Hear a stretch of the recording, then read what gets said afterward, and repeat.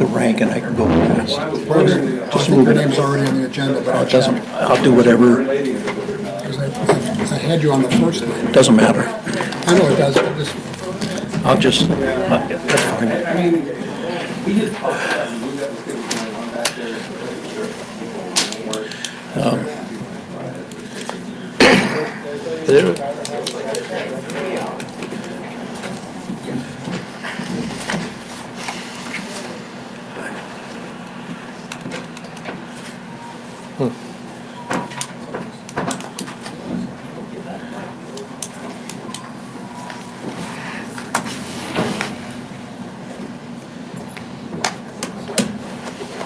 T-minus 30 minutes, 30 seconds and counting.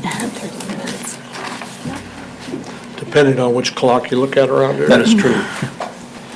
That one's ahead, Yep. yeah, this one says 5:28. yeah.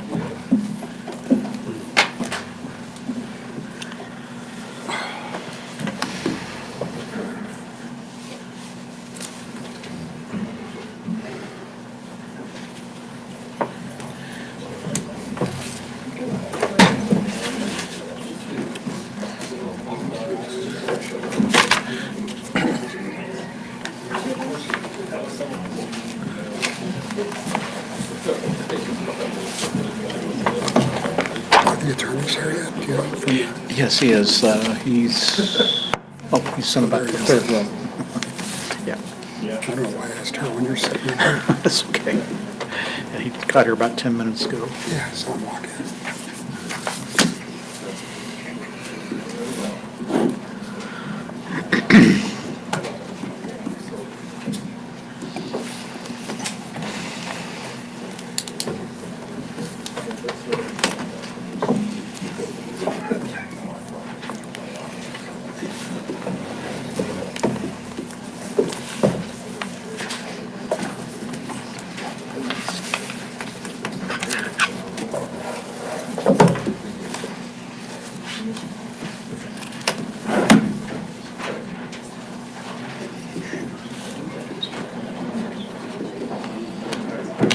Somebody really old. There she is.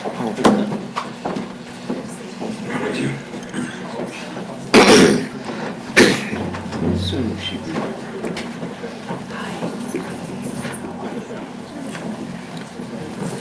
Okay, I think we'll start the meeting. Can I ask the clerk to call, I'd like to call the meeting to order and ask the clerk to call the roll. Wes Brown. Present. Rod Runyon. Present. Darcy Long Curtis. Present. Tim McLaughlin. Present. Linda Miller absent. Mayor Mays. Here. Next, I would like to ask Councilor Rod Runyon to lead us in the Pledge of Allegiance. Those please stand, those wearing hats, please remove them in honor of our armed forces, past, present, and future. I pledge allegiance to the flag of the United States of America and to the republic for which it stands, one nation under God, indivisible, with liberty and justice for all.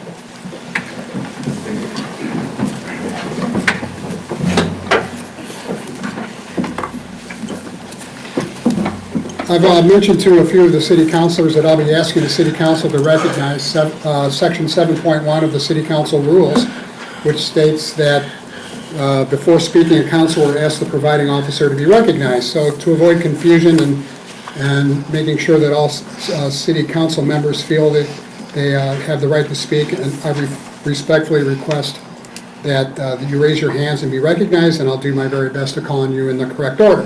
Thank you very much. Okay, next we have approval of the agenda. Do I hear a motion? I move approval of the agenda as presented. Is there a second? I'll second it. All those in favor? Aye. Aye. Opposed? Thank you.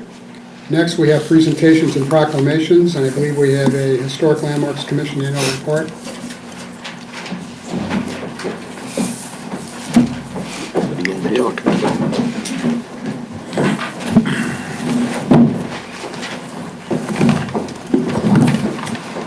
Thank you, Honorable Mayor and City Council.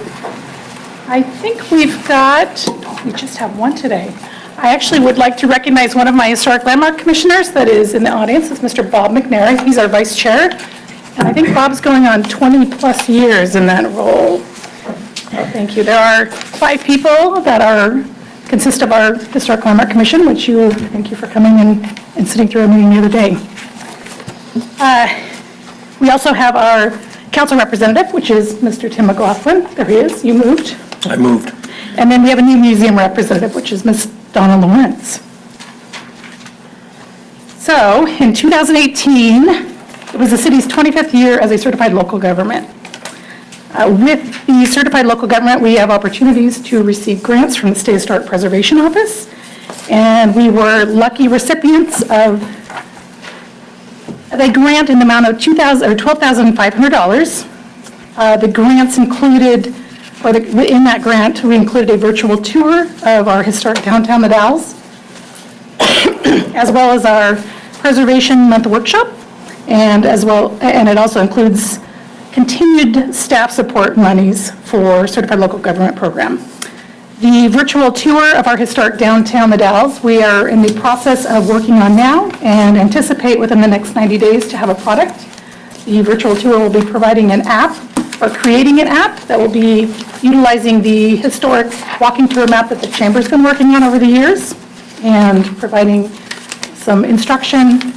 We will actually be down there with the ships, as well as providing a little bit of detail online to get people involved, as well as try to bridge that gap with the younger generations. Preservation Month workshop, we did a 2-day repair workshop at the historic Herbring House, which is owned by Victor Johnson here in The Dalles, and it's located in our Travis Historic District. That project has actually kind of coupled into a more detailed conversation with Dan Spots, which I'm sure you're all familiar with, the Skills Center that they're looking at doing up at the college. He has been in conversations with the instructor from Clatsop Community College, who actually came and did provide instruction, and they're looking at possibly bringing that program as one of the programs up at the college. With funding assistance, last year we were able to meet a few short-term goals as well as long-term goals, which were detailed in the report to you. And we also, at the end of the year, set our 2019 commission goals. Of mention, we did for short-term goals, encouraging, at the last one that we have there, we're encouraging the fabrication and installation of historic plaques throughout the community, including Pulpit Rock and Amaton Field. So the commission wants to recognize some areas that may not be, not have a narrative attached to them. So we do obviously have the murals downtown that provide a little bit of narrative about Pulpit Rock, but they want just maybe like more of a storyboard or a short story to get people to actually see those places. In terms of long-term goals, they actually had added this year, encourage the preservation and restoration of our city hall, as well as the city council chambers, which we sit. The last part here. So administration and public assistance. Last year we had 6 Historic Landmark Commission meetings, and of those 6 meetings we had 4 applications that were reviewed. All 4 of these applications are pretty prevalent in our downtown. The Commodore 2 building, we provided a historic neon sign that is still yet to be installed. The historic Bank Hotel is in the midst of a facade improvement, and I'm sure a few of you have also gone in. One of the most mentionable or noticeable ones is the Columbia Gorge School of Cosmetology, which is known as the historic McHale's Grocery. They're actually in the midst of modifying their approval with the State Historic Preservation Office because the original structure was actually underneath the facade. And then the last one is the Mint or Freebridge Brewery that is in the process of working on 2 architectural canopies as well as develop a courtyard seating area. And actually, on behalf of the Historic Landmark Commission, I'd just like to thank you all for all the continued support over the years for the Historic Landmarks. Do you have any questions of staff? Any questions of Don? Anybody? Thank you very much. Good work.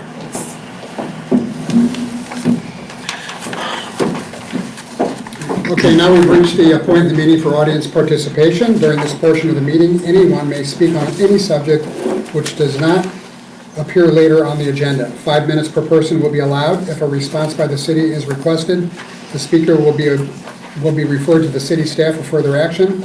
The issue may appear on a future meeting agenda for city council consideration. I should have mentioned this at the beginning of the meeting, but our city manager, Julie Kruger, is taken ill and is not obviously present tonight. So with that, does anyone like to address the council? Okay, thank you very much. Next is the city attorney report. Thank you, Mayor Mays. A few items for the council's information. Tomorrow I'll be traveling to Salem for the hearing on the 13th and Perkins property that Mrs. Hunt filed. That appeal had been delayed, waiting for the result on the other property which came in, and due to last week's weather, we were supposed to go last week, but it turned out neither myself or the other attorney wanted to travel on that day, so we set it for tomorrow. On Friday, I'll be going to a government law seminar that I typically attend that has some pretty interesting topics, and I'll share anything I learned at the seminar with the council. I believe I advised the council and the agency that I'm working with the attorney for Tocola about possible exceptions to the decision that we received on the project, indicating we have to pay prevailing wages. We haven't quite yet decided if we will file a formal exception or not, but our deadline to do that is Friday, so we'll keep the council and the agency involved. We're not sure if that will make a difference, but we may want to at least make the record. It wasn't correct. We're looking at our options on that. That it? That's everything. Thank you. City council reports, start with Councilman McLaughlin. I attended the historic landmark meeting last week. There were two pending items to approve or deny. One of them was a residential improvement project for a carport to a garage, and that was approved. And then the next one was a business on 2nd Street recreation building, proposal for improvement of the front facade, and it was excellent. There were two that were debated, and the second option was recommended. Victor Johnson is continuing to work. It's a property next to St. Peter's Landmark on 3rd, and the future plans include an overnight, like a bed and breakfast, and an outside area for music, and so it's looking wonderful.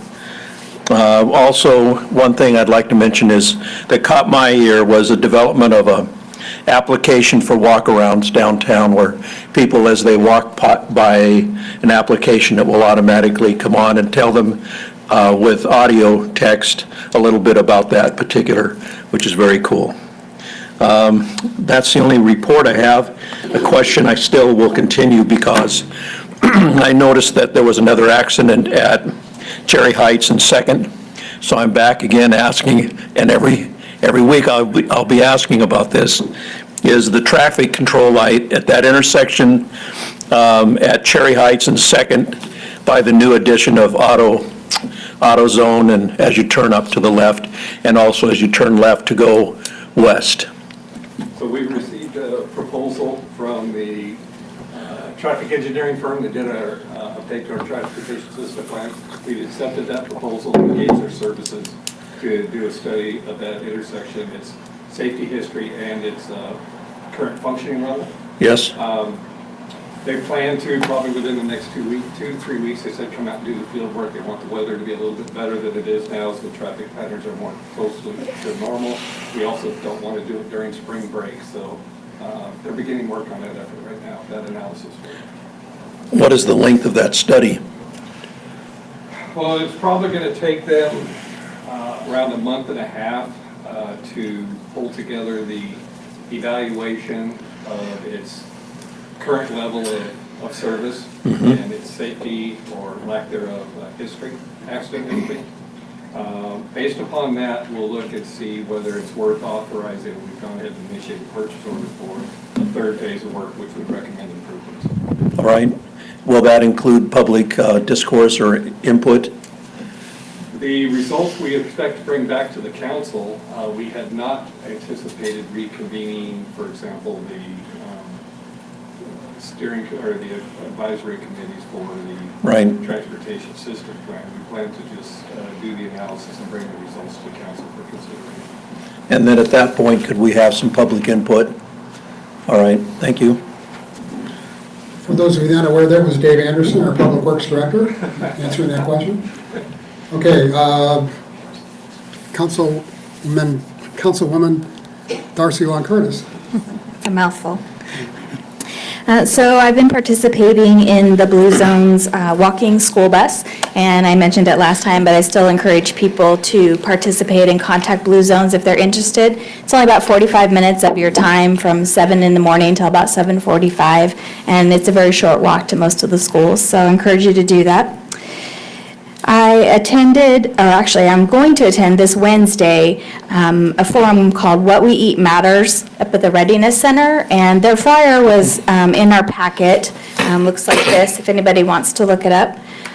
My part of the presentation will be talking about explaining the process for how you change things at the local level. And let's see. Last Friday, the Oregon Legislature's Joint Carbon Reductions Committee was here in town at the Civic, listening to our constituents. Had a very good turnout. Q Life meeting, we had our election and addition of new members. So Scott Hagee from the county was elected as the chair. I was elected as the vice chair, and our new at-large member, Lee Weinstein, was elected as the secretary, and Rod Runyon was also appointed to represent the city. I also met with Debbie Jones from Youth Think and went over some of the data. She's going to be coming and doing a presentation. I really encourage people to either come and watch that live or to watch it online. I think you'll be surprised and a little concerned about the data, so I think it's something worth your time. The community outreach team is heading to Washington, D.C. in a couple of weeks. In fact, it's the week of March 25th, and I will be attending with the mayor and other people from the port and the county and the college. There is an upcoming Wasco County Community Action Poverty Simulation. My husband actually attended this previously, and he told me it's something I shouldn't miss, and that it's something that probably all of the city councilors and potentially some other people in the community would be interested in. It's not a game, but it is designed to really show people what it's like to live in poverty and how that might increase changes here locally, and then also inspire understanding. And that's it. Councilman Runyon. It has been a while since we've been here. I met with Scott Baker of North Wasco County Parks and Rec for about an hour and a half right at the end of January, and following our last meeting here, I met with the mayor and Julie Kruger, and subsequently sent information on to Public Works Director Dave Anderson about some things I'd found as far as infrastructure funds that were available for the city. Some other things, see Lisa's here, and I attended the Sportsman Show in Portland and saw the Chamber of Commerce's booth, and it was well represented and a lot of people stopping by, so that was good. I attended the National Conservation Resource Services meeting here in the Dalles. It was held out at Cousins. Very interesting and something that everybody should take part in at least once during the year. The Columbia Gorge Veterans Museum had a meeting that I attended. I'm actually a founding member of that museum. The local government class I wanted to mention tonight, and I noticed Matthew's not here, but the last meeting was on Public Works and all the different divisions of Public Works, and I am the only councilman that decided to go ahead and take that class. It's for citizens, and it's too late to sign up this year, but I would encourage citizens to sign up for it next year. It's very well done, and each week it's just a little summary of what goes on in the different departments, and quite interesting. Met with a citizen regarding the Waldron and Gitchell building. Attended the Wasco County Pioneer Association meeting at the Discovery Center. The community outreach team, I was there as an observer at their last meeting. And I also participated and spoke at the cap and trade meeting held by the legislature. And I participated on my own, speaking of things on my mind and not representing anyone, in particular any groups. Met with our moderator for the upcoming retreat, and thank you for that, and hope we'll talk a little more about that. And also met with Debbie Jones regarding Youth Think and things going on in that organization, which I used to attend regularly when they had regular meetings. They don't have a committee like that anymore. Q-Life with Councilman Long Curtis. Moppin is the big project, and that is like done, really. It's just a minuscule amount of houses that still have yet to connect, but that's what they're doing. The outside vendors are now, signing people up and making sure that they're hooked up to their homes. So that's been a great project, and a lot of that money came right out of the legislature, so we got our tax money back into Wasco County. I attended the Chamber Power Breakfast. The State of Oregon small business advocate Ruth Miles was there. That was the reason for attending. She is very good at what she does, and those that have small businesses, if you're having problems, that's the place to call, and they are very, very helpful, and thank you, Lisa, for bringing her to town once again. So that was kind of the last kind of few weeks trying to find something to do. Thank you very much. Councilman Brown. As usual, I've done nothing remarkable. I am curious to find out how Timmy's pet project down 2nd in Cherry Heights proceeds. We'll see how that goes. I have, Mr. Mayor, one question? Yes. Or just to back up a little bit, under the city manager report, and I know Julie's not here, but we had asked her in the minutes, Carolyn Wood had approached the council about the Mural Society and what was happening with that, and I think we all received this letter. And so for the audience, the Mural Committee is now part of the Fort Dells 4th Committee jointly, but yet they still have not come forward with any requests for funds, which is what Carolyn Wood was talking about, but Julie now is in contact with them. So, Yeah. thank you. I've gotten involved a little bit with that myself. Okay, under the mayor's report, I have 3 issues. Number 1, many of you know that I've discussed the idea of forming a parents and beautification committee and an art commission to help promote art in the downtown areas. And I didn't want to form either one of those until I knew I had the right people to be on the commissions. And I'm still searching for people to serve on the beautification or the appearance commission. So if anyone's interested, please let me know. But I'm happy to report that I have found some really good people to serve on the art committee.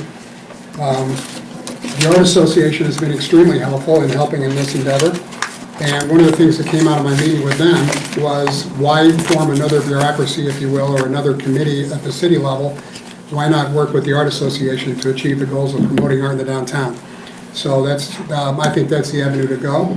And I will be asking the city council to approve an agreement in the next couple of months with the Art Association in which they would be under contract with the city to perform the duties and have the mission that I had originally intended for a city commission.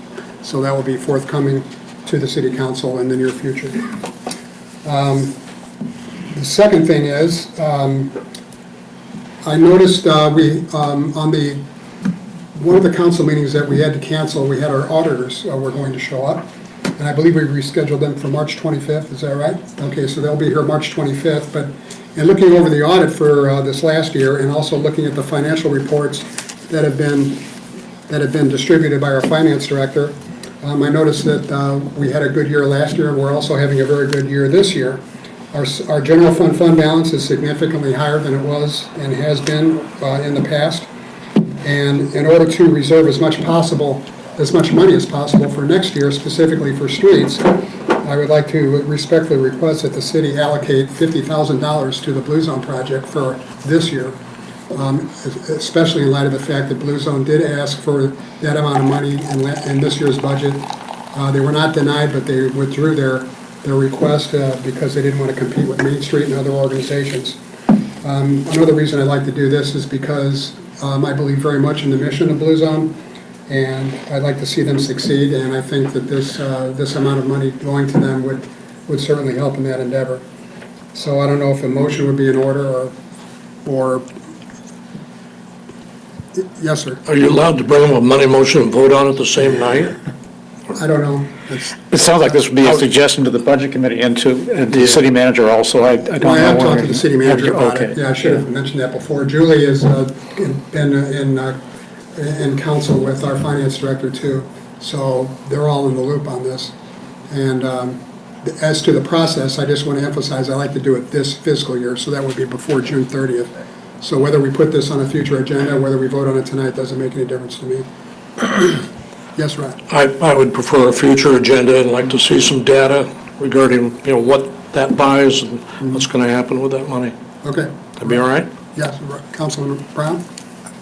Are you suggesting this be $50,000 from next year's budget, or you're wanting this to year's pull it out of? This year out of the contingency. And the contingency is very healthy as well. Okay. I agree. But I think in the future time that we have a chance to look and evaluate, so, and then when Julie is back. Yeah. Yeah, and if Councilman Runyon would give me some direction on what sort of information you're looking for, we'll certainly get that for you. You're the one bringing it forward. I'm sure that they'll help you out there, but I'd like to see some data about what There it is data, and quite extensive. So we'll have a chance to collect that and present it. Yeah. Okay? Okay, thank you. Mr. Mayor? You've got a, Oh, I'm sorry. Just so staff knows what you're looking for, you're looking for financial data or Blue Zone data? We're being told we're taking money out of contingency. I'd like to know what the effect of that is. Financial data then? Yeah. Okay. And how's the money going to be used between now and the end of the fiscal year? Just pretty typical things about any money request that we would see in a report. I don't think that's too much to ask. No, it's very reasonable. I'm sure we can come up, Blue Zone can supply the information on the second request, and our finance director can supply the information with your first request. Yeah, and I guess a question out of the norm would be why it needs to be done before the end of the fiscal year. Why this year I and thought not I next year? explained that. Let me just say that, number one, we're having a very good year this year financially, and number two, I would like to, that's $50,000 I don't think we would have to spend next year. We can put towards something else like the streets. So that's the reason I'd like to do it this year. Okay, any other questions? Okay, yeah, just the other thing is, since the last council meeting, I've attended a lot of meetings, but I think the highlight was talking to three fourth grade classes at Dry Hollow School. They didn't come up with any question that anybody here in this room could not have thought of. And so that was certainly the highlight of the last 3 weeks. So with that, we'll move on to the consent agenda. Items of a routine and non-controversial nature are placed on the consent agenda to allow the city council to spend its time and energy on the important items and issues. Any councilor may request an item be pulled from the consent agenda and be considered separately. Items pulled from the consent agenda will be placed on the agenda at the end of action items section. We have on the consent agenda approval of the January 28th regular city council meeting minutes and approval of surplus old library desks. Do I hear a motion? I'll move to approve the consent agenda as presented. Second. So we're moving and seconded to approve the consent agenda. All those in favor say aye. Aye. Opposed? Motion carries.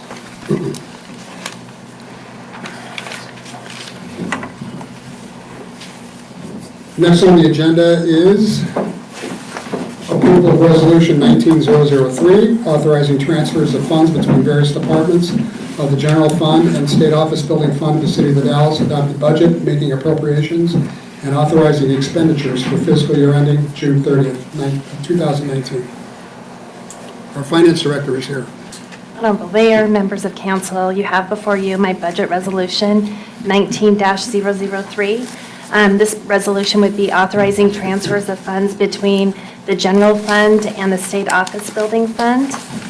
The resolution for the general fund would be authorizing a total amount of $72,586 from the contingency line item to cover the following line items, which would be $14,758 from the contingency to the animal control officer. The health insurance was left out of the budget due to this money being available but not needed except for this budget year after the budget was already approved. $15,000 for the legal department for the contractual services for the special legal services, and $1,500 to the city clerk department to cover open media that was covered by a grant initially, and it was, the grant was from February to February, so we still have a portion to cover for this fiscal year. And the other would be $41,328, and this would be city council department to cover safety needs. It would be for a trench protection system in the amount of $27,136, a CERT respiratory protection equipment in the amount of $9,867, an ergonomic office equipment in the amount of $4,325. And the resolution also is to cover a transfer of funds from the contingency line item to the state office building janitorial services. This was an increase in the janitorial agreement that was approved by council in September, and that would be the total transfers. Is there any questions? Any questions of our finance director? No. I have a couple on page 18 and item 4. The second sentence says, "This will require employees to choose between working safely and maintaining operational efficiency." Is that worded correctly? This came from the safety officer. Can you answer that, Daniel? I don't have the full agenda.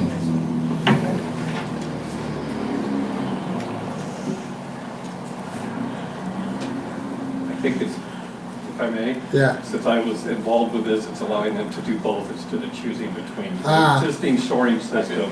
Good. that you Good say, answer. I believe some Yeah. of those choices having to be made. Okay. Thank you. Last question is, further down it says, "We'll still have a balance of $130,000 and change available to the city for future needs." That's not the contingency, is it? It is actually sitting in the contingency or the ending fund balance. So every year, we receive money from the credit that we receive on our workman's comp. And this is just the remaining balance that would be in that line item. I did not budget for us to spend all of it this year, but it is in there. If the running total that we have for the safety funds, that would be the remaining balance is 130. Okay, thank you. Any other questions? Okay, next is authorization to provide sanitary sewer service outside the city limits. Oops, we need to vote on this? Yeah, I think we should. Anybody have a problem voting? No. Okay, I'm looking for a motion to approve. I'll make a motion to approve it as requested. Anybody I'll second. It's been moved and seconded to approve the resolution. All those in favor say aye. Aye. Opposed?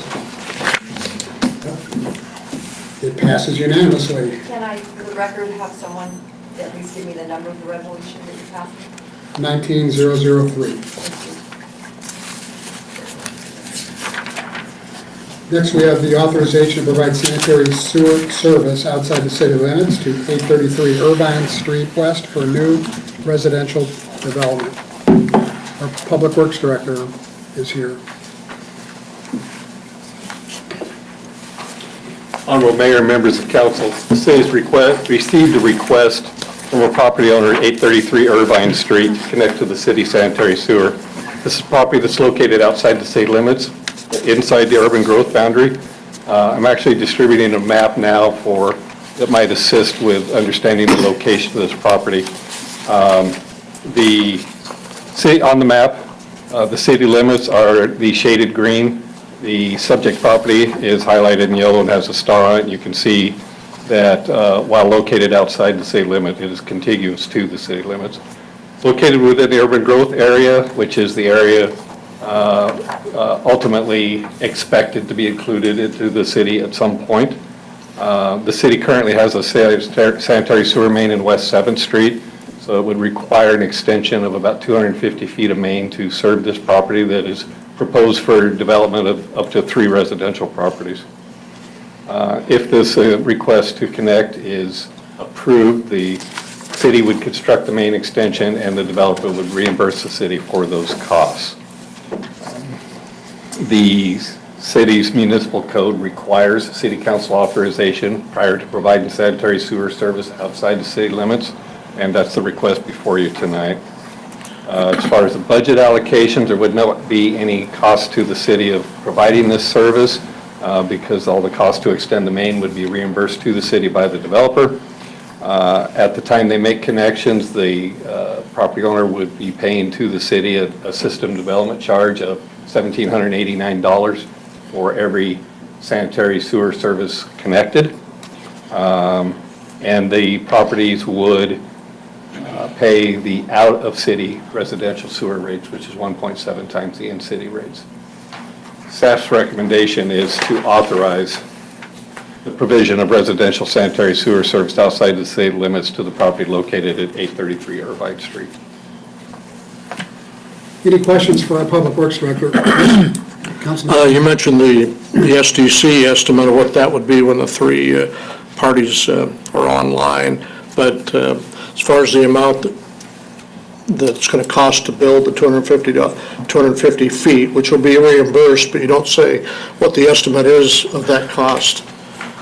We hadn't finalized the, we gave the developer a pretty high level cost estimate, a rough cost estimate, just to help him decide whether he wanted to move forward or not. Unfortunately, I didn't bring that tonight.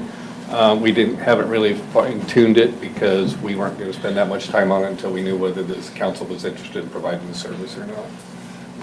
It's going to be a fairly deep line. My recollection is it's somewhere in the neighborhood of $30,000. Okay. Thank you. Any objection from neighbors? There's not a process that we undergo to reach out to neighbors on a request for a water or sewer service. It's not, but the building permit application would be going through that process. As far as the request for Public Works for the utility, we really don't get involved with that part of the process. Understood. Thank you. Any other questions? I have one.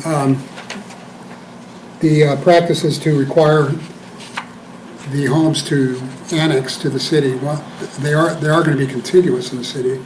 They are contiguous, so the city's municipal code now allows, it doesn't require it, but allows the city to request a consent to annex so that in the future, if the city makes that decision, it's not an automatic annexation, but if the city in the future decides to make annexations in those areas, that property would basically already be signed up for that to happen. In the past, we have, as a condition of service, requested that, or required the property to sign those consents. Okay, they signed the consent, but it's... It's not annexing at that time. Right, so why wouldn't we want them to annex to the city? I don't think I don't have a reason why we wouldn't. So we have, at different times, I think councils have had different interests in annexing at that particular time or not. Having this consent on file gives future councils the opportunity, or this council the opportunity to move forward, should they desire to do so. At the time of annexation, then the property owner would be paying in-city rates for whatever utilities and services that they're receiving. Right, but they'd also be paying property taxes to the city. Yes. So I, for one, would like to see them annex for whatever that's worth, but I suppose we can leave that for a future discussion. So, Okay. thank you. Any other questions? Okay, looking for a motion? I'll move to authorize the provision of residential sanitary sewer service outside the city limits to the property located at 833 Irvine Street. Second. It's been moved and seconded to authorize the sanitary sewer service outside the city to 833 Irvine. All those in favor, say aye. Aye. Opposed? Motion carries. Next, we have a similar authorization, this time to provide water service outside the city limits to 2803 East 12th Street. Mr. Anderson. Thank you. Honorable Mayor, members of council, as stated, this is a request from the property owner at 2803 East 12th Street to connect to the city's water system. This property is already developed with a single-family residence, but they have a private well that's failing. And it's apparently failing rapidly because they've been touching bases with us frequently on how soon we could bring this issue to council. There's already a 10-inch water main in the street immediately in front of this house, so there's no main extension required. This is another property that's located outside the city limits, but inside the urban growth area. With the map that I've just distributed, you can see that it touches the city limits on the corner of its southeast corner there. Or excuse me, southwest corner. Again, like the sewer code, the city's municipal code requires council authorization to extend a water service to properties outside the city limit. And again, the practice has been to request consents to annex as conditions of receiving service.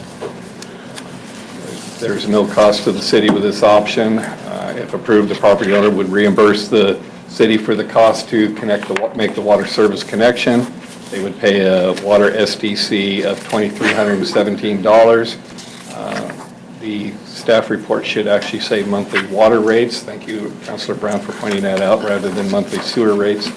But monthly water rates would be charged at the residential outside rate, which is 1.5 times the current in-city rate.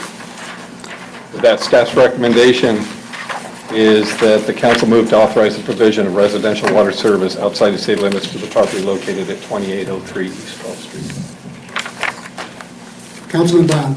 I'm curious, when we supply water service to a property that has a well, are there some safeguards that we don't get any kind of cross-contamination? We have to, whenever there's another water source on a property, we have to require backflow protection at the meter, so there's no opportunity for any on-site sources to bleed back into the city system.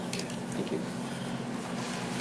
Any other questions? Yes, Councilman Runyon. Once again, when you say no cost, because it's going to be reimbursed, but there is a cost up front, and that is labor and equipment and whatnot from the city.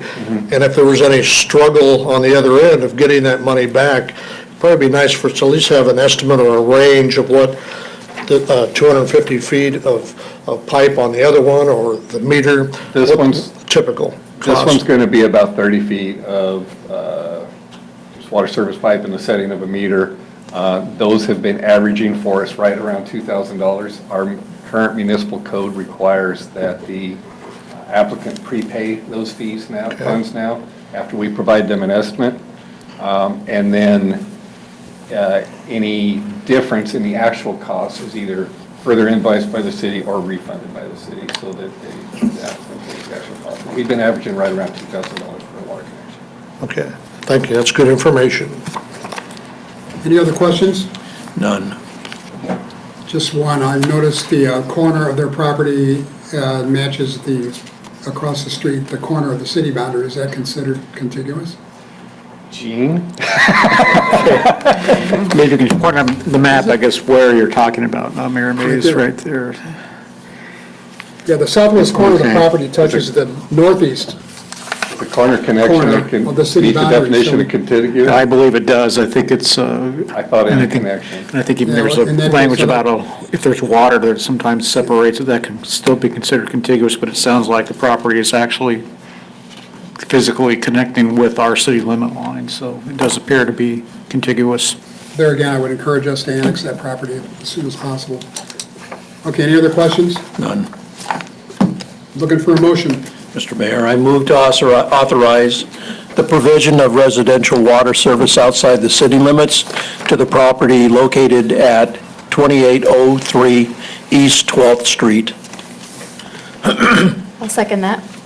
It's been moved and seconded. All those in favor of the motion? Say aye. Aye. Opposed? Okay. Motion carries.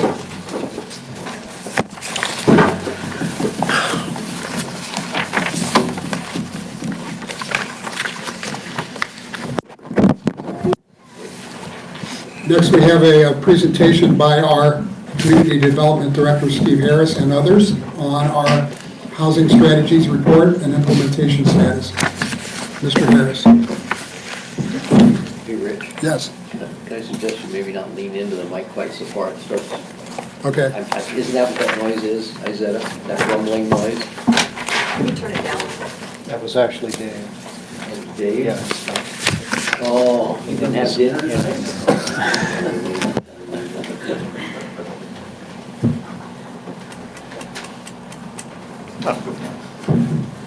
Well, thank you, Mayor, members of council.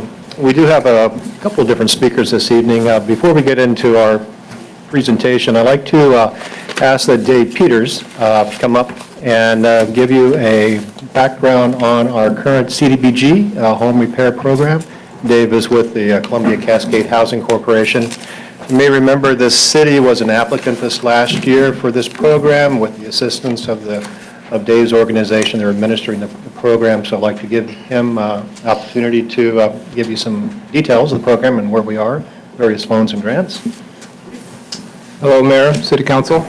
I'm Dave Peters. I'm with a couple of agencies, actually, Columbia Cascade Housing Corp., which is a 501c3 nonprofit, but I also work for the Housing Authority here in the Dalles, which is a regional housing authority.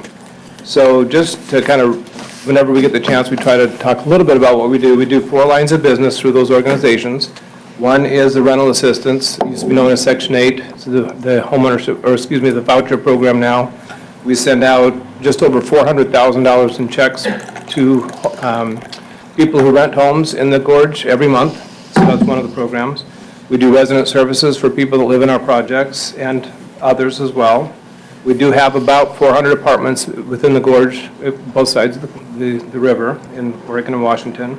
About 140 of these are in the Dalles, approximately that number.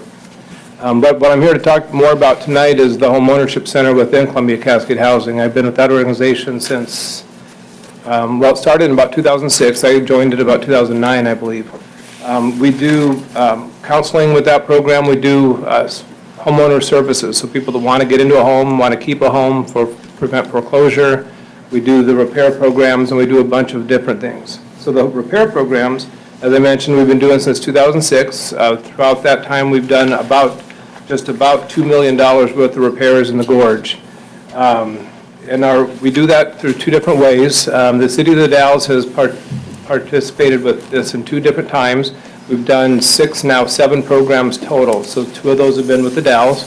And both times the Dalles has done the program, instead of a loan, which we normally do, we do the repairs, make a loan to the homeowners, and then that's repaid, and then that's a revolving loan fund that keeps these loans going out, not quite in perpetuity because we do have an admin fee, but for a long time.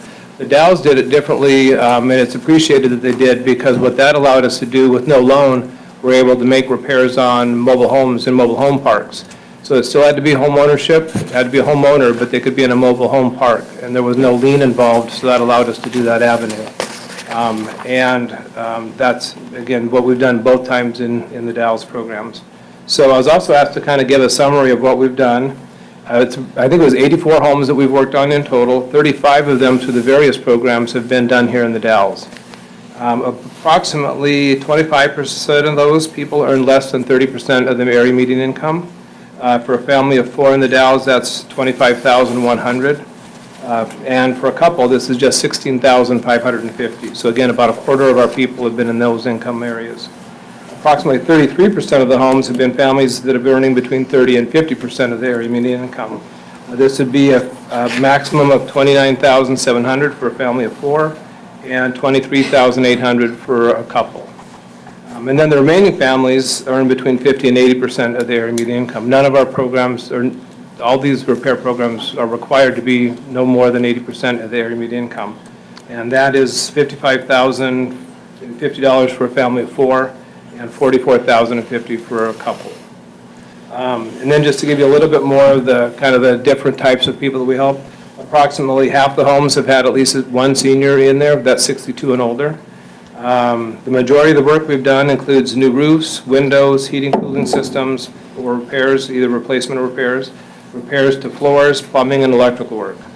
We also do improvements to homes on accessibility, such as ramps, widening doors, improving bathrooms, getting rid of tubs that are not accessible. Historically, about half the homes were built prior to 1978 throughout the gorge.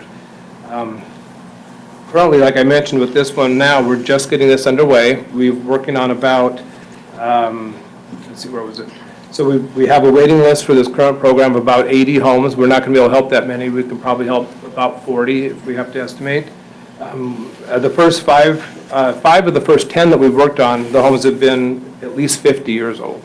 So again, half of them in this current system, we don't know if that's going to keep up because we don't get to that level of review until a little bit further. But of the first 10, half of them, 50%, were built prior to 1969. I know that figure because we have to send a request to the state historicals to make sure that we're not impacting that. And then 4 of those 5 are in the Dalles here. And basically that's it. We're still just getting underway with this one. We do have 2 years to expend the money, and we shouldn't have any problem with that. Like I said, we're already working on the first 10, and we only expect to do about 40. Are there any questions? Anybody have any questions? Thank you very much.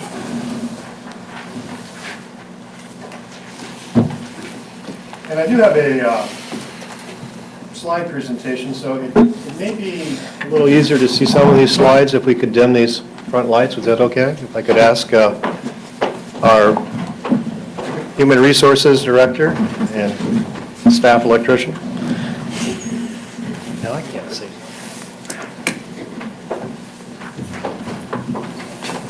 Just to emphasize a point on Dave's presentation on the CDBG program, in your report, in your staff report, we talk a little bit about the housing stock in the community. And these numbers are from our 2016 residential land needs assessment report.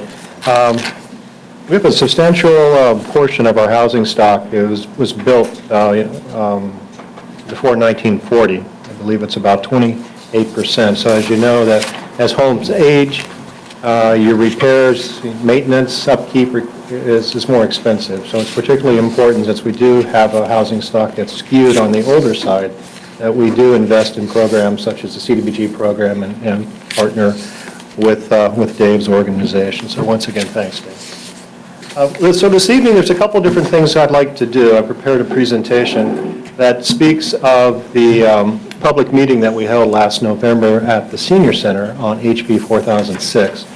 And HB 4006 identified a number of communities within the state that are considered severely rent-burdened communities. And that's where over 25% of your renter households spend more than 50% of their gross monthly income on rent. And the Dalles was identified as one of those cities. And the second portion of the presentation, I want to talk about our housing strategies report and where we are with the implementation of that report. Some of the council may remember that in 2016 and 2017, there was a series of reports that were released from the department through our consultants that involved a residential buildable lands inventory, a residential and housing needs assessment study, as well as a housing strategies report. So we wanted to give you a presentation where we are with the status of those items. So if I may, of course, it's a planner with a PowerPoint, so everybody beware. And electronics, let's see if I can do this here. So again, this evening, I'd like to talk about the 4006 public meeting as well as the implementation. So if I could, in the state of Oregon, planning, land use planning, there are 18 statewide planning goals.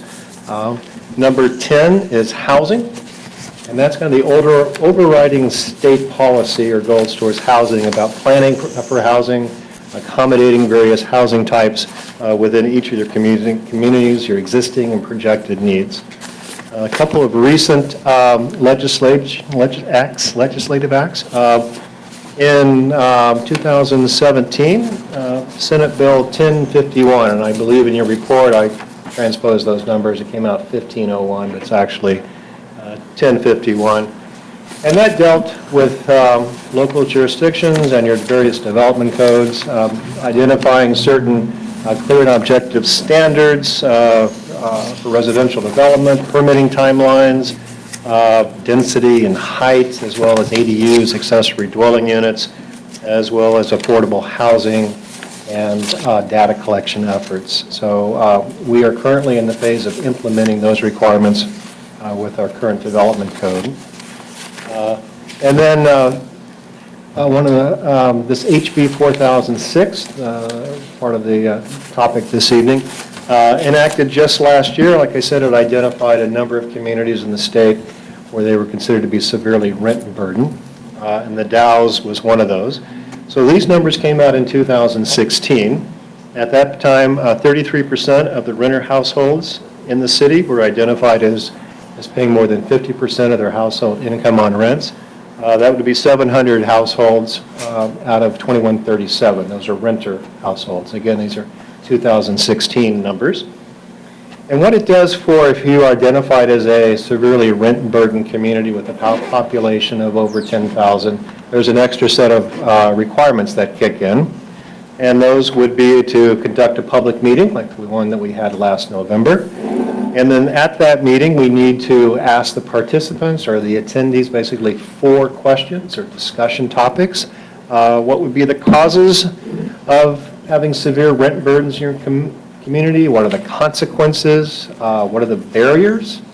Perhaps reducing those high rents, as well as solutions. And we can talk about those later. Actually, on the far wall, that was part of one of the exercises we did that evening, with the answers from the various attendees and going through a preference survey. So the good news is that we just received a letter from the state just last week that showed what our new numbers as of July 2018 was that we actually had some improvement. No longer are we at 33% of the renter households. We actually dropped below 30%, 29.4. I think it's a combination. One, we dropped from 700 to 643 households that are severely rent burdened. But then if you also look, our number of renter households went up as well. So maybe that had to do with homes that were perhaps owner-occupied. Perhaps those owners are now renting them out, et cetera. So it did increase kind of our rental stock a little bit. And we also have, as part of those earlier reports from 2000, 2016, and 17, I'll show you a graph a little later that our number at that time was I think 38% of renter households that could be considered severely rent burdened. So we are making progress. And then just last week, actually just on Friday, the governor signed SB 608, which establishes statewide rent control for communities. And just a couple of items for that. It establishes standards for evictions, tenancies, month to month or longer than 12 months. Also would be relocation expenses were part of that bill. Caps annual rent increases at 7% plus a CPI. And there are exceptions, one for newer dwellings or newer rentals that are newer than 15 years of age.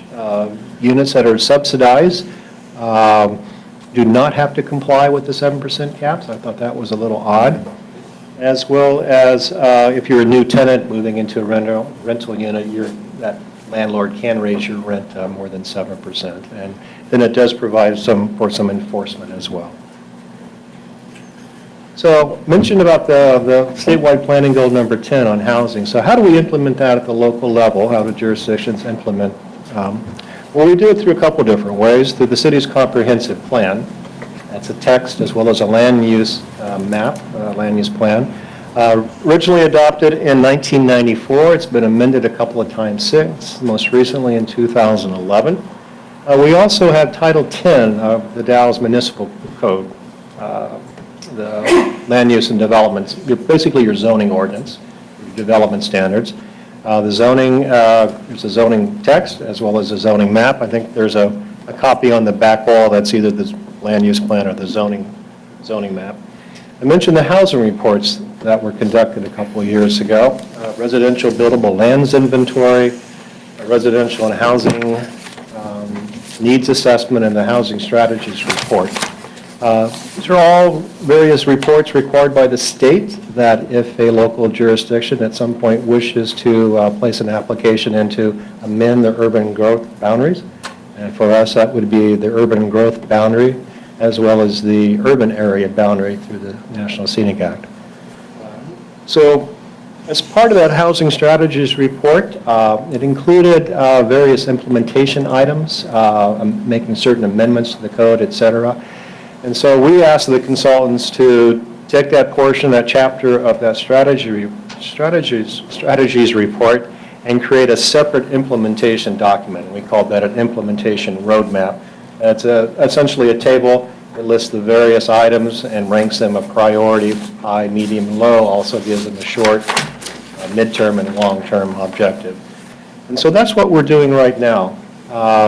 Part of that implementation roadmap calls for the city to participate in various housing assistance programs, like we're currently doing with the CDBG home repair program.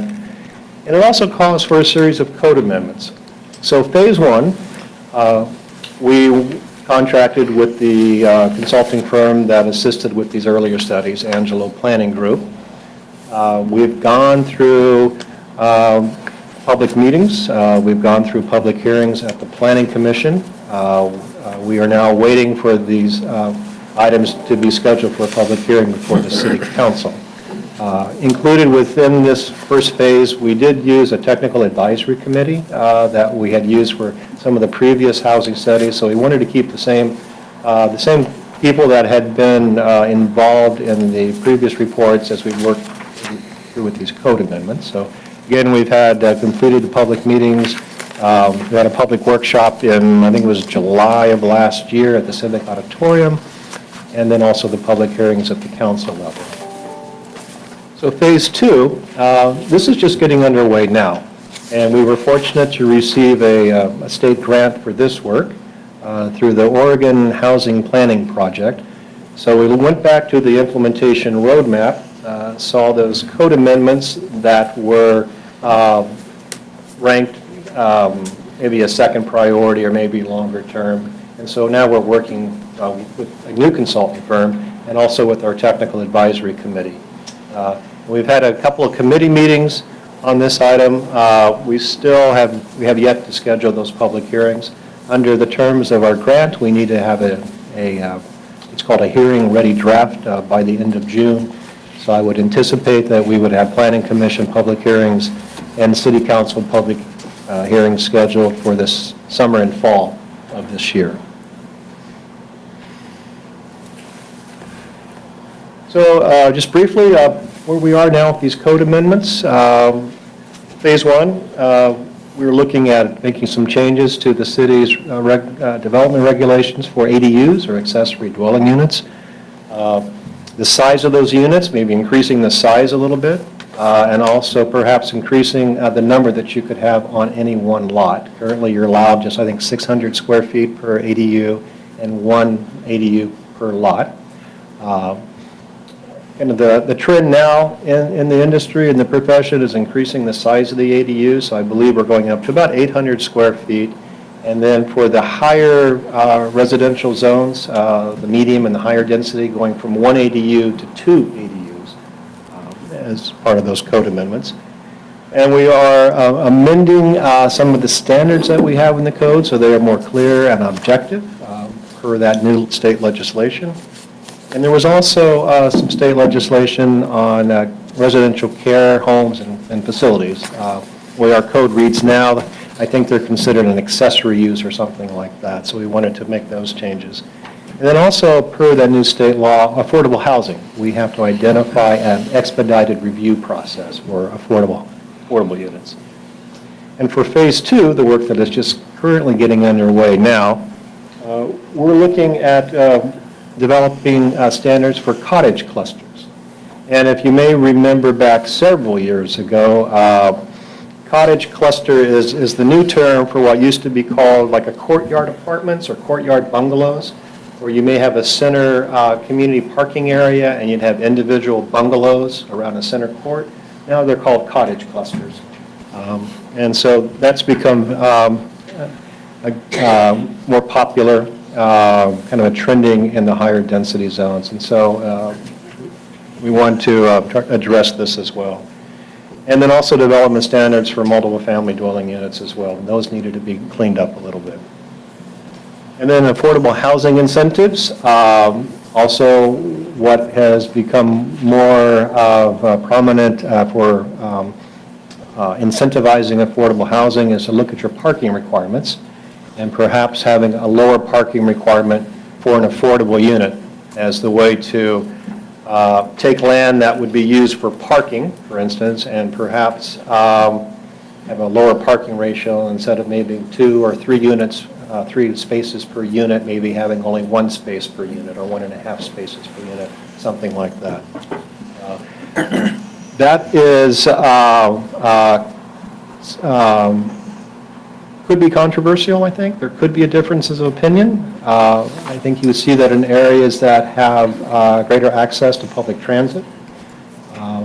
So as you know, MCED has now taken over the public transit from McCog, and they are studying and implementing various fixed routes within the community. So I think we would see some interest along some of the more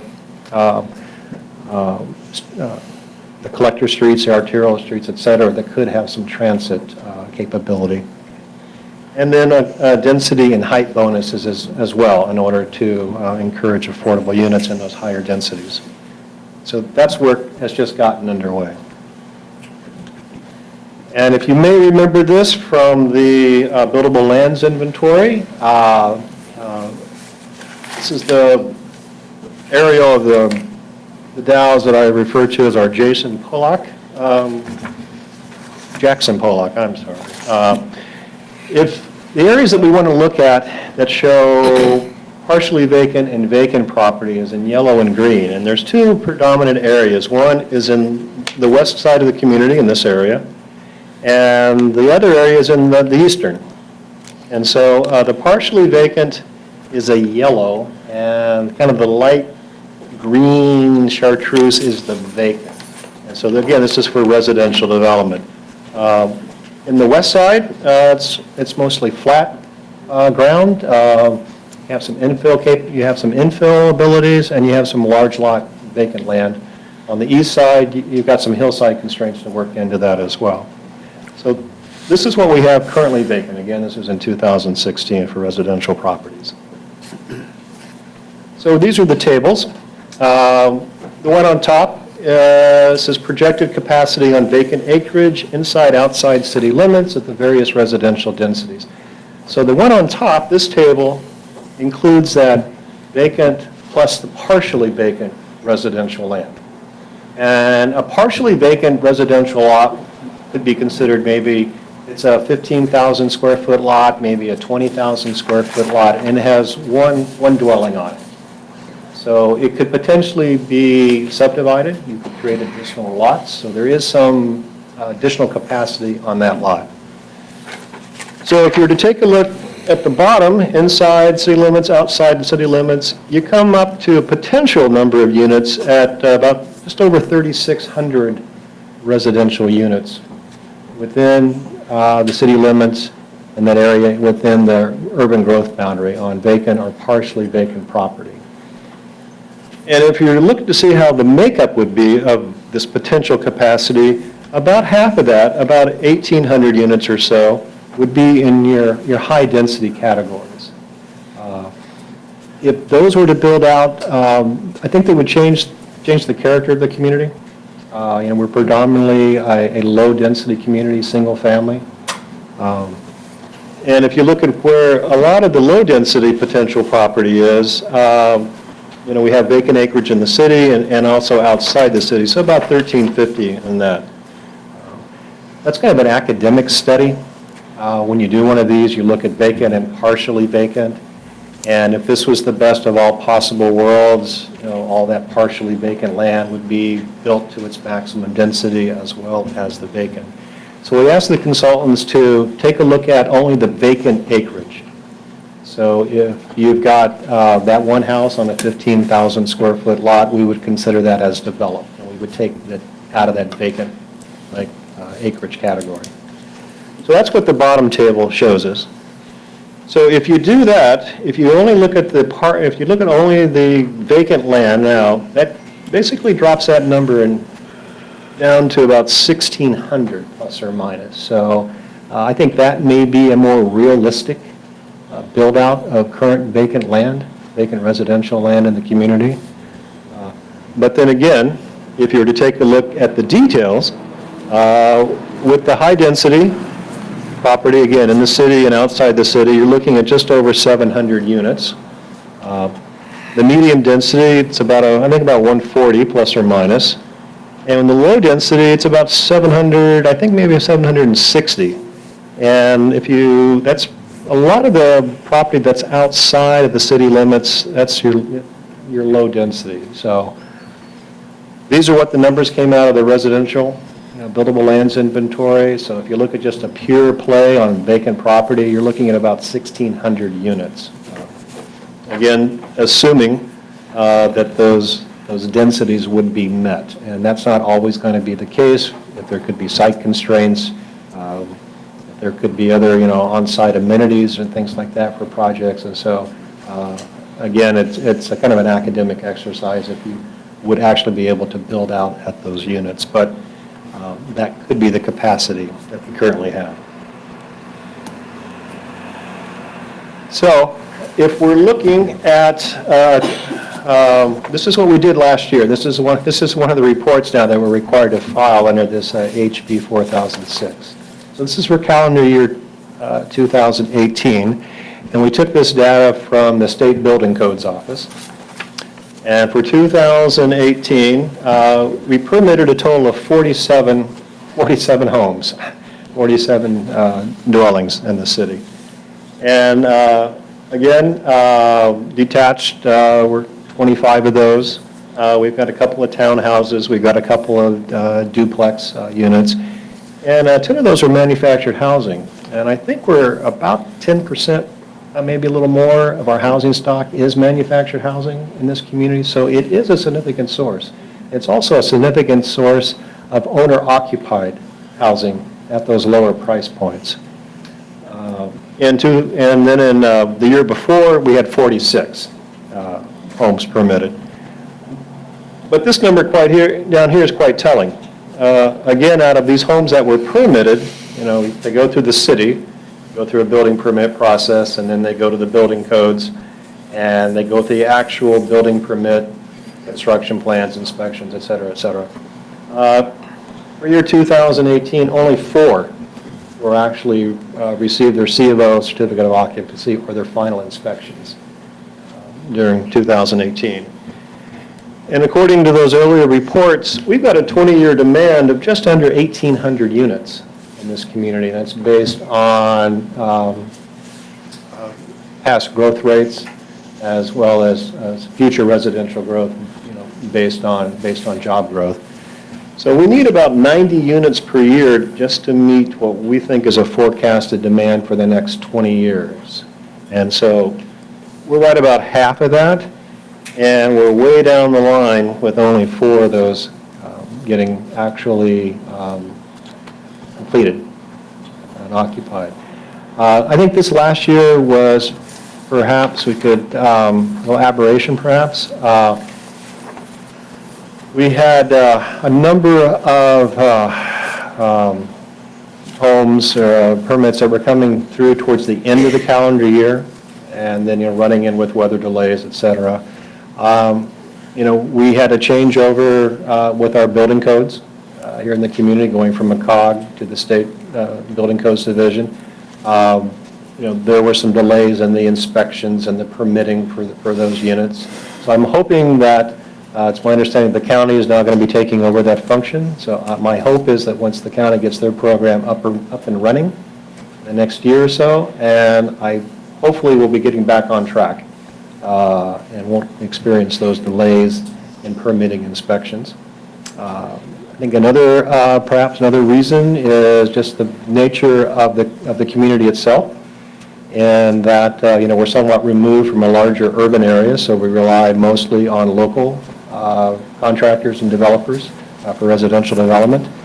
And then also our vacant land so far has been mostly small properties and infill properties, and that doesn't really attract the large merchant builders. those large tract builders, where they can experience some economies of scale coming in and building 40, 50, 60 units at a time. Again, I think once the Wasco County assumes the building function, I think we will see some improvements in that permitting and inspections process. But again, only 47 units were permitted this last year, and only 4 of those actually were finalized. So that kind of gets us to this HB 4006 meeting we had on rentals. These are numbers out of the 2016 housing report. As far as owner occupied and renter, it's about 62% owner, 38% renter. Number of people per household, you can see how this is from year 2000 to 2014. 1 and 2 persons, not much change. Not much change in 3 to 4, but when you get down to the 5 persons per household, it went from 6% to 3%, so that's a 50% drop in those years. Statistically, that's a lot. I don't have the numbers on exactly how many households that represents. Your 6-person household's about the same. Very interesting over here on your 7+. It went from, I think, 1% to 2%, so that was a 100% increase in 4 years. Again, I don't know the number of those households. It could either be just larger families themselves or perhaps multi-generational families. We have the grandparents now moving in or vice versa. So that could be significant in the future when you have family size, household size of that size and their housing needs. So I mentioned our HB 4006. There are now annual requirements if we're a city of over 10,000 plus severely rent burden identified. We receive these annual updates from the Oregon Housing and Community Services Department. Just got that on March 1st. We need to conduct this annual meeting. We need to poll the attendees of those 4 questions, like the ones on the board. And then we have to file a report, again with the state, on our permitted and building activity report. And then we also have to provide the state with information on the public meeting we had. So they can tell that we have done our best for community outreach. So this was the information that we were provided last year. These are the various communities in the state of Oregon that were identified as severely rent burdened. We're highlighted on the right side in the red at 33%. You got all these cities. Very interesting, the 2 top cities in the state are Corvallis and Eugene. I believe those are both Oregon and Oregon State. So if you remember your student days, I think all of us were severely rent burdened at one time or another when we were that age. And a couple of graphs from the housing reports. Mentioned about subsidized units. There's just over 700 subsidized units in the Dalles. At our public meeting, we had a question, would you be considered severely rent burden if you were on public assistance? And the answer is no. So these 700 households at that particular time were not in that 33% category. The chart on the bottom here, housing cost as a percentage of household income. So basically, the more you make, it's less. The blue graph is 20% of your income, the brown is 20 to 30, and the green is 30 and above. So your higher your income, what you spend on your housing cost is lower, and of course, the opposite is true. At the lower income levels, you spend a greater proportion on your housing costs. And then this over here represents the various household incomes in the city, various income ranges, and where they fall percentage of households. So again, there's significant numbers in these areas that are 75 and below, perhaps 75 to 25 is about 60+% of them. I think of the community. And then I mentioned that earlier number. This is, again, 2014, a little different data source, but at that time, 38% of our renters spent more than 50% of their income on rent. These two charts, this is for renters and this is for owner-occupied. The green lines, the green bars represent number of households in these various income categories, and the lighter color represent the available units. So say you were a renter, and this was the number of folks in the lower income categories. They had few homes that were available to them that would be considered affordable. And the higher your income, of course, you can afford, there's more.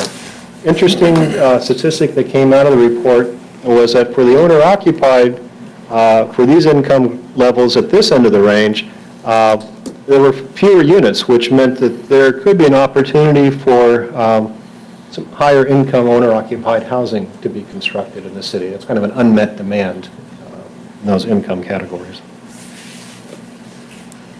So I told you that as part of our annual reporting for the HB 4006, our public meeting, the state would like to know where the attendees to the public meeting, where they lived. So we had a sign-in sheet. We had about 40 people signed in. Not everybody indicated what area of the city they lived in.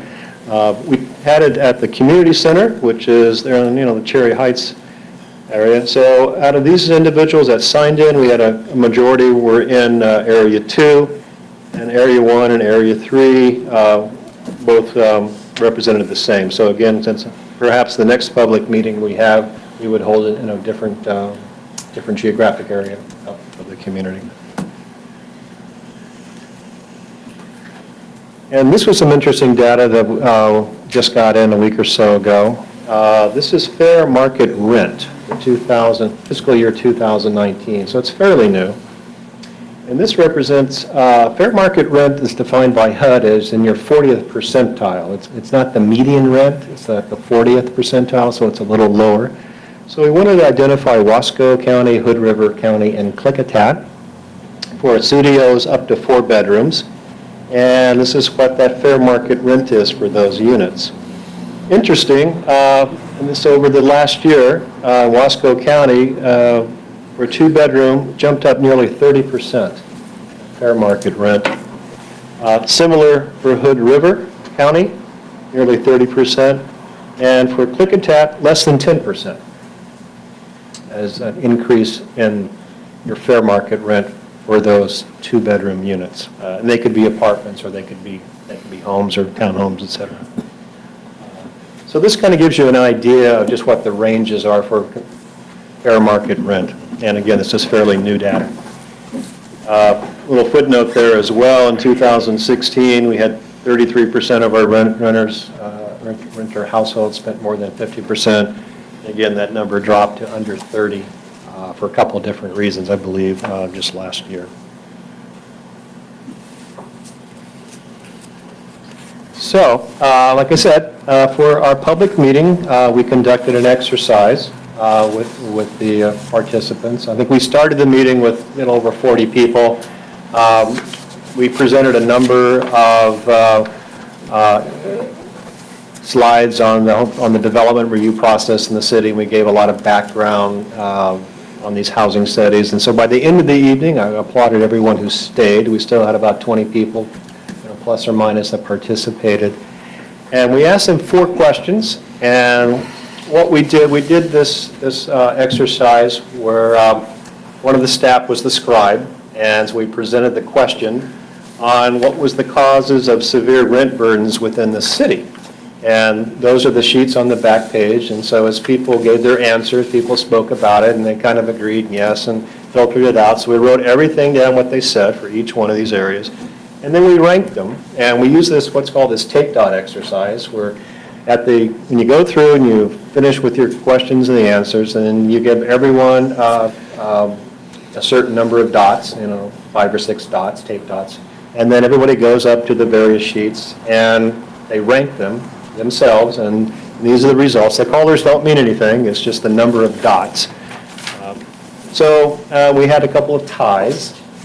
And so this is the area that you start to look at about, well, is there a role for the city to play in these? Is this a public, is this a private role? Is it the private marketplace? And what, if any, can city policies do to affect these? And so beginning with the causes of severe rent burdens, number one was inventory, or lack of inventory for rental units. Number two was stagnant wages or fixed incomes. Incomes aren't increasing as fast as rents, so it becomes more of a burden. We had two that were then tied gentrification with certain neighborhoods. Perhaps those rental units, you have new buyers buying the rental property, perhaps increasing the rents, maybe doing some improvements. And then also the dreaded Portland Hood River influx of people coming in to the city, which means that they're moving here. They're moving here for a reason. They're either moving here for employment, they're moving in here for lifestyle, perhaps. So it's not altogether a bad thing to have new folks coming in. And then expensive building costs and expenses, et cetera, et cetera.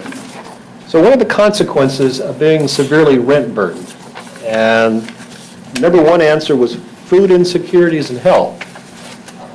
So according to our participants, if you're spending more than 50% of your monthly income on rent, that's less disposable income or discretionary income that you have for health care and perhaps food. So your food choices, eating healthy. You know, it's all a little cheaper to go to the $1.99 Happy Meal than it is to cook a balanced and healthy diet. Also homelessness. Can't pay your rent. We've seen individuals living in their cars, RVs in the city, et cetera. Also creates unstable living conditions for high rents as well. And then also consequences, lack of construction, access to services, et cetera, et cetera. So what are the barriers to reducing rent burdens? Again, these are the answers from our participants. Top two that were ranked was the cost of land and the lack of profit.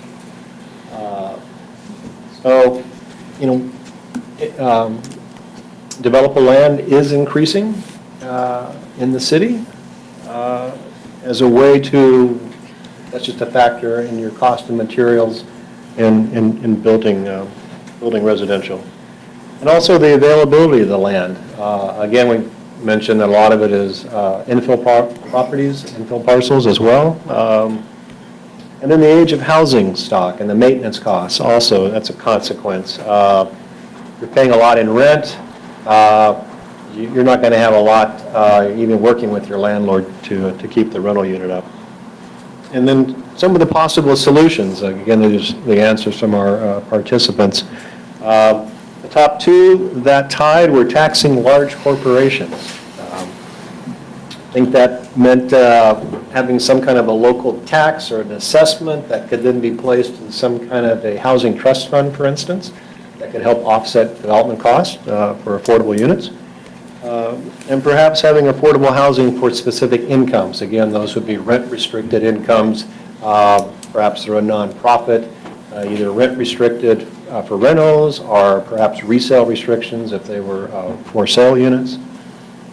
Creation of affordable housing and then ran by the city or local government. So a more active role by perhaps the city or the county to get involved in the actual production and management of affordable housing.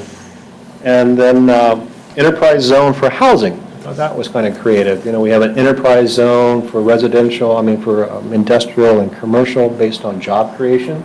You know, perhaps something similar as an enterprise zone for certain areas or neighborhoods of the community or on various types of housing, affordable housing. Perhaps there's some possibility there that would allow for some kind of a tax rebate or some other kind of monetary to incentivize, again, the production of affordable units. And then tiny homes and ATVs. You know, everybody wants a tiny home. And everybody wants an accessory dwelling unit. But in practice, we just don't see the demand there. We just don't see, people are not just coming to the planning department and standing in line to apply for permits for ADUs. We just don't see it. But that could be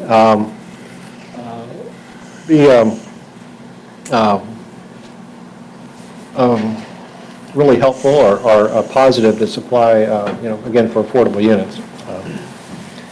I mentioned earlier, multi-generational housing has become quite popular in certain communities where you construct a house that has a lockout unit already attached, which could be used as a rental unit for a period of time, and then as the family ages, that lockout unit then becomes the grandparents' one-bedroom or studio apartment attached to a larger family home, something like that. And then subsidized interest rates, it's also quite popular. If you were to establish a housing trust fund, you have various interest rate buy-downs, et cetera. The Urban Renewal Agency does that for certain urban redevelopment projects within the urban renewal area. And then a network for better owner-renter relationships. We had a lot of discussion on just that. If there could be some avenue that could be created for the tenants and the landlords and the property managers to kind of work together on identifying some of the issues and working towards solutions. And then another one that came up was Google funding. Perhaps that's taxing large corporations, but again, those were all solutions that were brought up by the participants of our public meeting. So mentioned briefly, although we're talking about rental units specifically, we have some new information on for sale properties. So this is a number of residential home sales. We've got Wasco County, Hood River County, and Klickitat, and then also Sherman, but very small sample size. So the Dalles is in here. This is from 2018 to 2014. The chart on the bar on the left, that's the 18, and on the far right is the 14 numbers. So for the Dalles, fairly flat in the last few years as far as number of residential home sales. Looks like around 318 to 320 in this area. Wasco County, again, not a whole lot of variance. Hood River County actually decreasing over the last few years. And the same true with Hood River City in that area. Klickitat County West, I guess the west end, kind of up and down, but fairly flat, as well as the White Salmon area. So these are the number of sales. These would be new sales, new construction, as well as resales. So median days on the market. What's a hot market? What's a cold market? If you took, for instance, in the Dalles right here, this last year, 16 days on the market. That's pretty fast. And you see how that has declined over the last few years. Hood River County, kind of up and down. Actually, the Hood River City, jumped up this last year. That may have been for more product on the market, for instance, or it could have been just characteristics of the homes that were for sale. Klickitat County West, days on the market's been dropping, as well as in the White Salmon area. But this, just in 14, went from, I think that's about 85 days on the market, down to 16. In the 14, there was still some holdover from the recession, but I think, certainly by 15 and 16, things were starting to pop along. So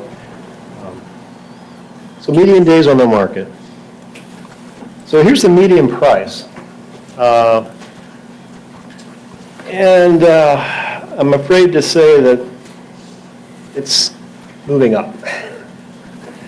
If you take a look at the Dalles, again, this is 2014, and this doesn't include floating or park homes. I think in-park homes refer to manufactured homes that are in parks, like mobile home parks. I think that's So if you look in the Dows in 2014, again, it's median, it was 157,500, and it's climbed, it's climbed, it's climbed, it's climbed. And so this past year, 238.54. So it's gone up 50% in these years. Same holds true for Wasco County. Hood River County, 301 to 427. So that's a $126,000 jump from a $300,000 base. Hood River City, it looks like 319 up to 477. So that's a significant jump as well. And the White Salmon area has really started to shoot up here in this last year or so. But in the Dows, 157, 166, 192, 207, 238. So, not as, rental housing is getting more expensive as is for sale units.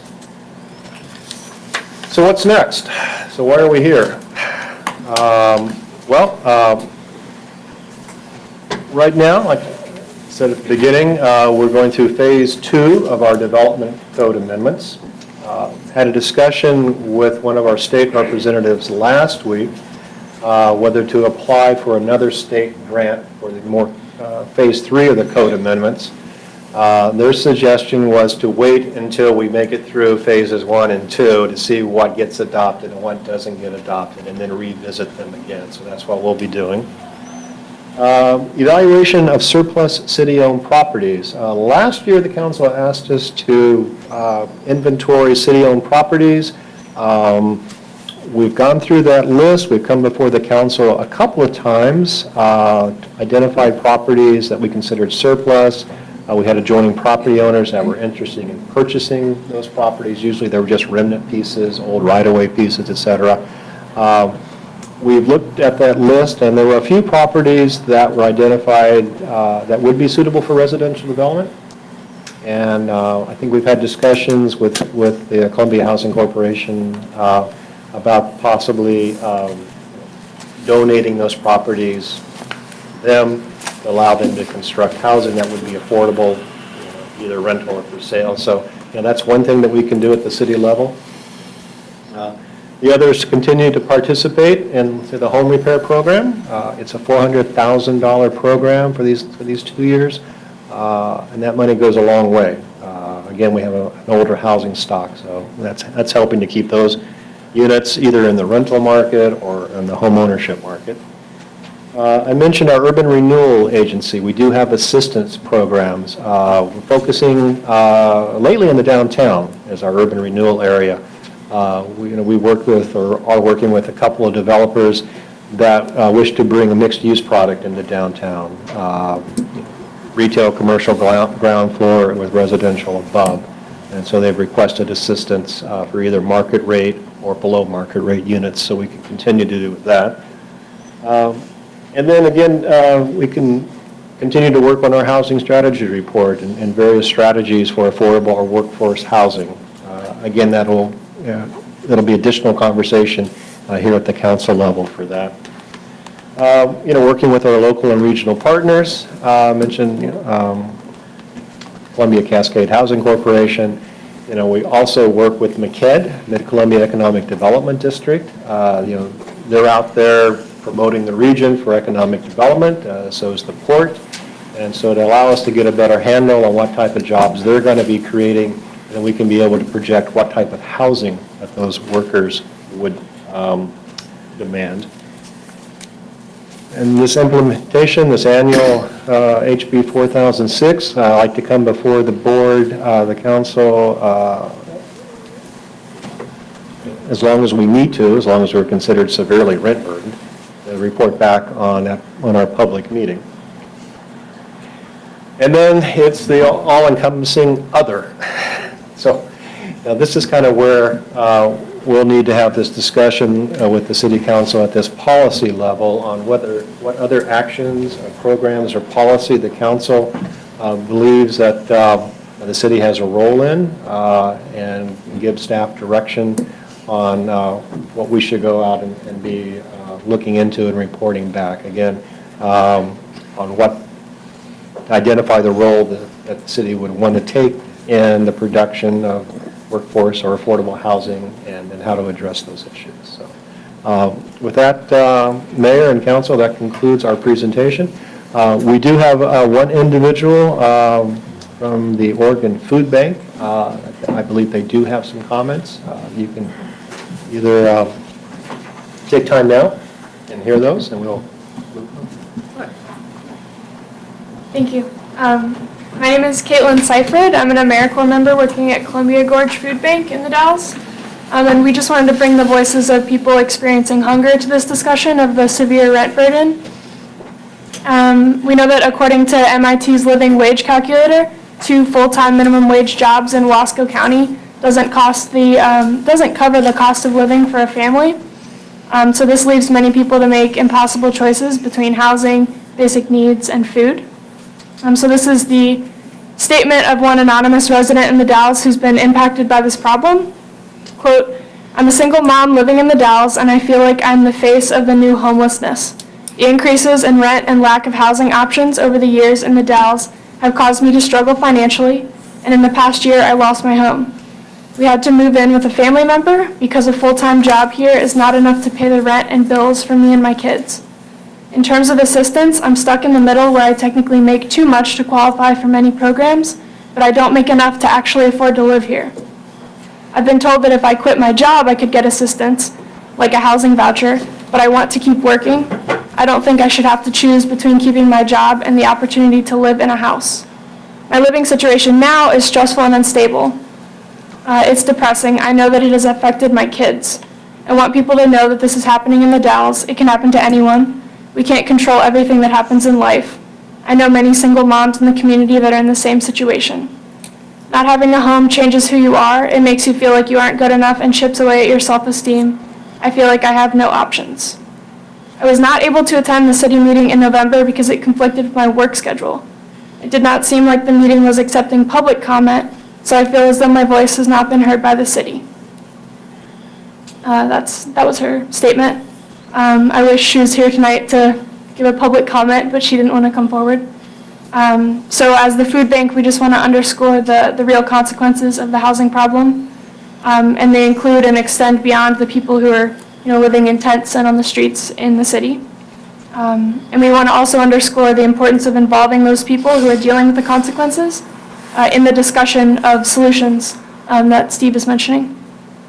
So the food bank is committed to addressing poverty, housing insecurity, and hunger because they're all interconnected. And we look forward to the further discussion of housing policy changes. And thank you very much to the council and to Steve for allowing us to speak tonight. Thank you. Thank you. Okay, at this point, we'll open it up for questions of the staff. Councilor Runyon. I just want to thank Steve for bringing in Dave today from his organization. I sat on that board for Columbia Housing for 8 years and chair of it for several years. And, to hear that at the very end of your report that we are partnering with them because they know a lot of what's going on when it comes to low-income housing and whatnot, that's good. And I'd like to see more of that partnership going forward. I was also on the CAP board, and we started the homeless, they have a different name now for the meeting, but you can tell me what that is. The Dalles Housing Solutions. Dalles Housing Solutions. It didn't start out that way, but it kind of morphed in that direction, and I think that's a good thing too. So we'll get those answers, and there are public ways to hear those stories. Okay. Thank you. Darcy? Yep, so one of the things that her anecdotal story just kind of reiterated is something that I wrote down here. It's we need to be careful about interpreting the data from the bar graphs without looking at the actual data that resulted in that, because we really don't know, for example, 7 or larger family size. If that's one family of 7, then that's still 1 or 2 incomes paying for that. But if it's 2 families that have had to move in together, it could be up to 4 incomes paying for that. So then the household is below 50%, but not in a permanent solution, because most of those are temporary situations. The other thing is, I was curious, how much of the land listed as vacant is currently being used for like cherry trees or other agriculture? Because that's in there, right? Right. Those numbers I don't have off the top of my head, but they are, if they're on, they would be zoned for residential. But we know that people are farming them and have been for many years, so it's not necessarily available for housing. Well, my work with ag properties in the past, there's an old saying, scratch a farmer deep enough and you find a developer. That was some of the discussions that we did have at that technical advisory committee when when the consultant did identify vacant properties that were residentially zoned, and they are in current ag production. And so we made some allowances for that, but again, the zoning and the comp plan would show those as residential. So actually, that was going to be my next question, is how many vacant homes are there that are off the market for either sale or rental? So they're just sitting there long-term, and they could be put back into circulation. Yeah. I don't have a current vacancy number, but again, if you're looking at rents of this magnitude and the rent increases of nearly 30% a year, plus a very short time on the market for sale properties, I would think that the vacancy rates would be quite low. I think a 5% rate is considered a healthy market or a healthy vacancy rate, and just my assumption would be that they would be at 5 or lower would be fine. Okay.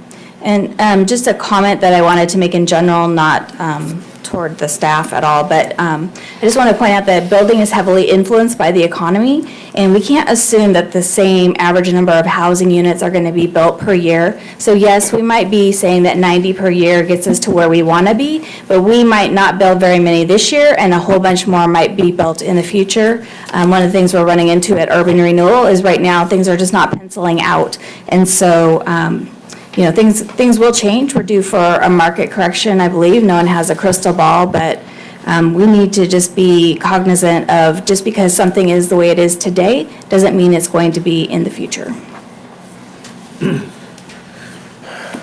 Any other questions for the staff? Yes, I do. Mr. McLaughlin? I'm curious to know what specific housing policy changes you're referring to. What are you advocating for, and what are your suggestions? It was in your last sentence. Yes, sir. As an AmeriCorps member, I am not allowed to advocate for specific policies. I can say we're just trying to bring the voices of our clients at the food bank to the city council into this discussion. Then I have one more question. It's really, as I did a drive around with the police officers last summer, I was struck by the number of zombie homes in our community. And has that improved? A zombie home is a home that's in foreclosure, and it's owned by generally banks outside of our residential area, Texas, New York, and they tend to sit on those properties, which they turn into derelict homes in neighborhoods. And those, if we did something policy-wise to give incentives for those institutions to turn those over, pressure on those institutions, I think that could help. Do you know what I'm referring to on zombie homes? Is there a way that we can improve on that? We could look at other communities and what they have done, and how they have gone through various methods. The anecdotal information that I have on zombie homes in the community goes from our code enforcement officer through property maintenance cases. That is true. And that has reduced. We are seeing less of those. And I don't know whether it's because the banks, et cetera, that own the homes are doing a better job maintaining them on the outside. Because before we would get complaints, and it usually had to do with vegetation, weeds, et cetera. So maybe they're doing a better job at property maintenance, but I do know that our cases have gone down in the last couple of years. But what I'm looking at is, are there policy changes that we can put in place to force institutions to have a program that they turn that property over sooner. They're just sitting on it, and that's when it becomes distressed.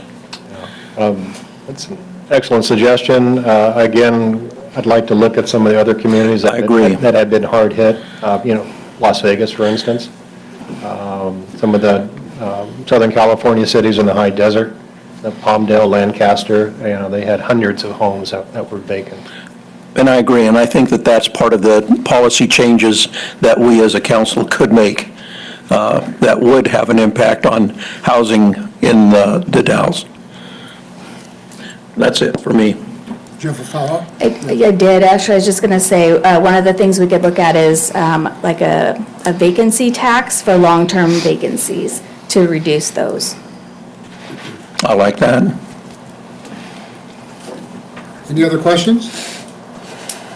I'd like to follow up on Darcy's question about the agricultural land is, just so everyone understands that that land is all included in the developable land, Yes, if it was Yeah. residentially zoned, yes. and it is residentially zoned. Yeah.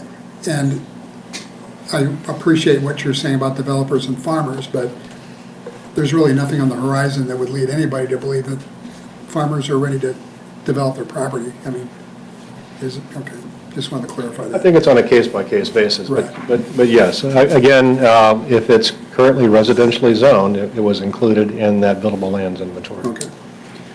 Along those same lines, the color-coded map you had alludes to the buildable lands inventory of December of 2016, and then you had the tables, buildable lands inventory. That was a study that was done apparently over 2 years ago. Yes, they came out at the end of 2016 or the beginning of 2017. Is this the same study that members of the Gorge Commission, one or more members of the Gorge Commission allude to when they talk about the city of the Dalles doesn't really have a developable lands problem? I would think so, yes. Okay. And we're really dealing here with residential, not industrial or commercial properties. That's correct. So right now, we've completed the residential lands inventory studies and the buildable lands, et cetera. So we have an economic opportunities analysis study underway that is looking at just that, commercial, industrial lands, projected job growth, et cetera. So if we were to proceed with an application at some time in the future to modify the urban growth boundary and the urban area boundary, these are some of the reports that would be required, residential lands as well as commercial and industrial lands. If you just take that residential buildable lands inventory at face value, again, it's showing 3,600 homes, capacity, 3,600 units, vacant and partially vacant, which would include current property and ag production. If you look at just what was considered vacant property, and that number gets cut in half approximately. Theoretically, we've got a capacity within the city for 20-plus years, plus or minus years of residential based on past growth trends. What I suspect is that our commercial and industrial land inventory is much, much tighter than the residential. And so if we were to be successful in the modification of those urban growth boundaries, it would be for job growth.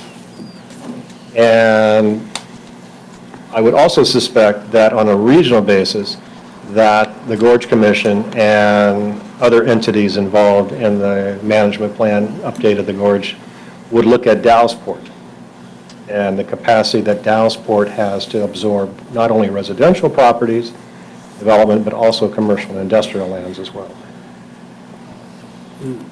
Interesting. I agree with that as well.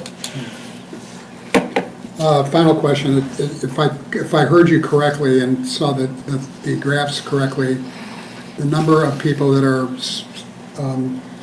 severely rent burdened has gone from 38% to 33%, and it's now down to 29%. Correct. Okay. If it falls below 25, which is trending that direction, times it can change, I understand that, but would we still have to comply with House Bill 4006? It only applies to cities that are currently identified a severely rent burden at 25%. And then the extra requirements kick in for populations above 10,000. That's that annual reporting, et cetera, et cetera. Okay, thank you. Any other questions? No, I I just don't. had one question for Ms. Seyfried, is it? How is the number of families that you're serving, what trend is that going in? The number of families that we're serving, the trend is up because our services are expanding, but we serve about 3,300 a month through the 3 counties that we serve in Sherman, Wasco, and Hood River. Okay, which is up over a year ago because of the, It's mainly because of the services, more pantries are open. But we do hear pretty regularly from our clients that housing is one of their top issues, reason why they're in the pantry. thank you. Any other questions for anybody? My compliments to you, Steve, for a very thorough, interesting presentation. Thank you. Nice job. Yeah. And I just wanted also, if I could bring to the council attention, we did have in your packet, we did have a letter from Haven that speaks of their services and also what the housing issues that they're facing with their clients as well. So, Thank you. Any other business that come before the council? In that case, the City Council of the City of the Dalles will now meet in executive session in accordance with ORS 192 to consult with legal counsel concerning the legal rights and duties of a public body with regard to current litigation or litigation likely to be filed. Representatives of news media and designated staff shall be allowed to attend the executive session. Representatives of the news media are specifically directed not to report on any of the discussions or deliberations during the executive session except to state the general subject of the session as previously announced. No decision may be made in executive